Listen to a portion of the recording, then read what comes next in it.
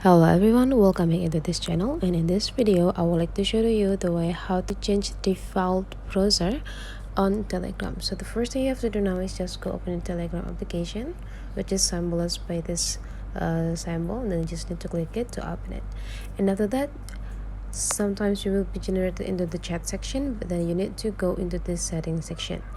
And in this settings section, you just need to scrolling down until you found this the data storage, and then after that you just need to go click it.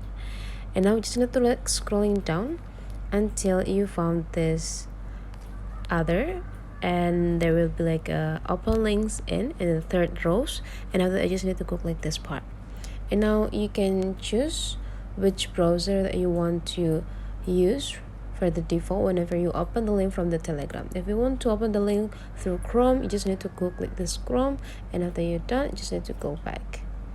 And now your links that you will be opened on the Telegram will be automatically opened by Chrome application. So that's the way how to change default browser on a Telegram. Hopefully this tutorial today is useful for you guys. So don't forget to leave some comment, like, and subscribe into this channel, and I'll see you for the next video.